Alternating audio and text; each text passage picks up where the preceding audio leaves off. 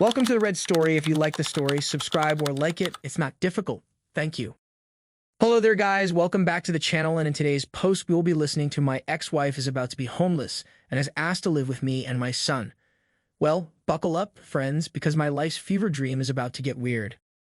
I will be as brief as possible, and I am still trying to figure out what to do here, which is why I am posting. Also, to preface, I am leaning towards no, but I wanted to see if I was missing anything. And this is wild. A brief backstory. 3 years ago during COVID, my ex-wife, Petunia, cheated on me. We have one young son and have been married for 7 years. I tried to work things out, but her mom convinced her she cheated because she was unhappy with me. It was a very high-conflict divorce, and at first I made a few bad decisions, which was trusting and letting her have access to our joint bank account. I had a ton of false police allegations against me and CPS calls, so I put everything up to a camera. I walked with a body cam outdoors. I was utterly self-monitored to avoid allegations. A week after I put up the cameras, I caught her and her family breaking into my house. Legally speaking, she did not get arrested because we were still married, but it does look bad in court. However, I took my lawyer's advice in the custody my state gives fathers. Fortunately for me, she fell in love with someone in a European country and handed away most of the rights to my son. Most as in, I got full custody, but she retained legal custody. Therefore, she could pull him out of school or get his medical records, etc. My lawyer said this protected me if we went back to court because she would probably win that before, and I would look bad. 1 year later, she is getting divorced a second time and moving in with our mutual friend. The divorce happened about a month ago, and during this time, she has not attempted to visit my son. Side note here, my lawyer advised me to play it cool, don't antagonize, don't withhold our son. Also, he told me to buy a house. I am in a position to now and set down roots to make it harder to take him away from me. Again, our divorce was a high conflict, and I was terrified she would try and take him from me. I am more than willing to allow her to see her son, and I want to do the right thing and let my son grow up happy. Honestly, that's all I care about.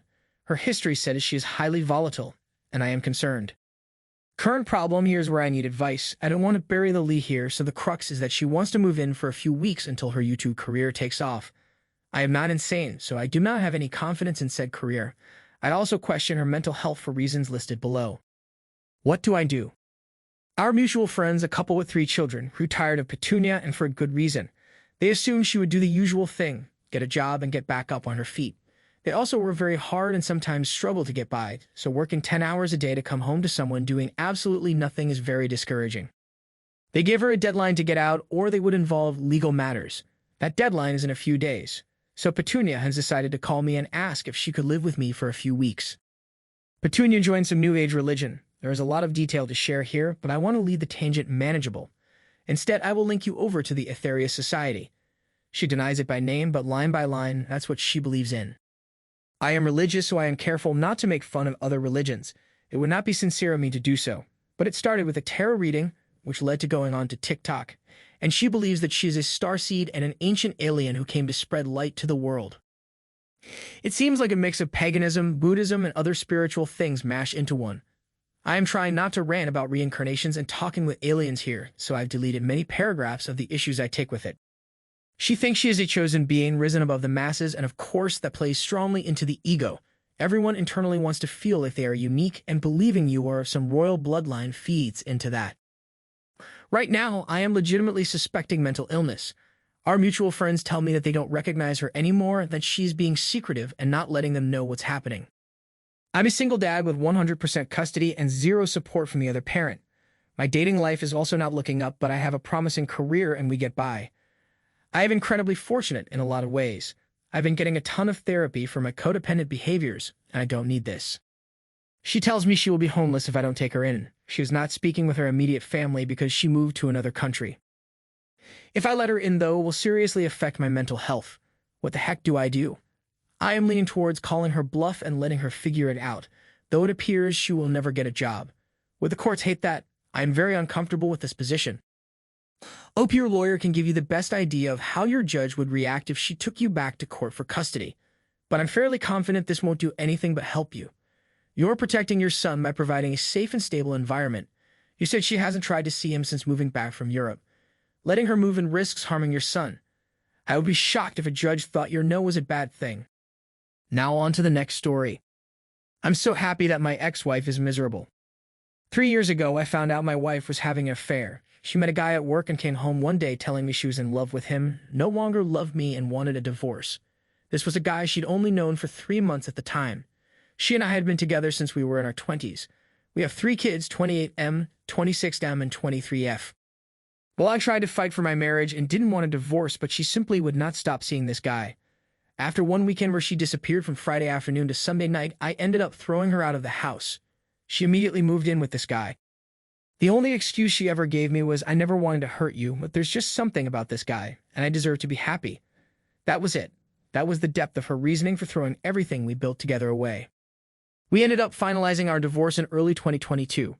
Although I had very hard feelings toward her, I faked it enough to get pretty favorable divorce terms from her. It seemed she was so eager to be with her dream man that she didn't have time for a long divorce. So in the end, I got to keep my pension and the house which I had bought for my grandmother. I did have to give her half of my 401, however. The effect on our kids was pretty devastating. All 3 of them took it very hard. My oldest son told her that if she chose this man, he'd never have a relationship with her again. As of right now, neither of our sons has a relationship with their mother. Our daughter does talk to her from time to time, but their relationship is very strained, to say the least. My daughter is a very kind person, and she tries, but she usually ends her conversations with her mother even more upset than when they started. About 4 months after the divorce, my ex contacted me out of the blue. She told me she had made a terrible mistake and asked if she could come home. Her dream man turned out to be an alcoholic who she says is verbally abusive and wasted all of her money.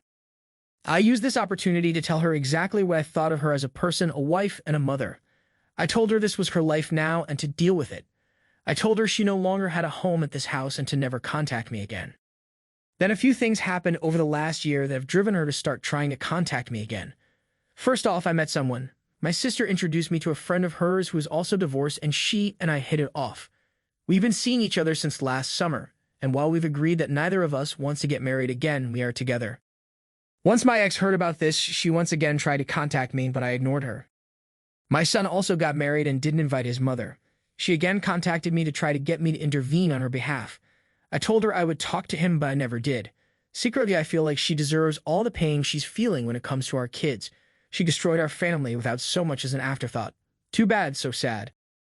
Now she recently told our daughter that she finally broke it off with the dream man because she could take his drinking and total lack of responsibility. He wasted her half of the 401 that I had to give her. He also totaled her car driving drunk. This from a man in his 40s. Again, she knew this guy for 3 months and torpedoed our whole family for him. On the face of it, I act like I feel sorry for her, but inside I really delight in the fact that she's so unhappy. Call me evil or whatever, I don't care. She brought this on herself and it serves her right. I actually had to sit there one Saturday night while she got ready for a date with this guy and laughed on the phone with her friend about how awkward our living situation was. I lived in hell for over a year because of her. Wait until she finds out our son and his wife are going to have a baby later this year. Maybe if she had been able to keep her legs closed, she'd get to meet her grandchild. Enjoy your shitty 1-bedroom apartment and your broken-down used car. Me and my new partner will think of you when we're on vacation in Hawaii this summer. Hawaii was the trip my ex and I always planned to take once our daughter finished college. Maybe I'll send her pictures. Well. If it isn't the consequences of my own actions. I mean, Ope tried to make it work and she was in love with some douche. The guy knew she was married and was cool with it. Nah, that's a great ass shot. She got what was coming to her. Please subscribe if you have listened to these stories to the end. Thank you.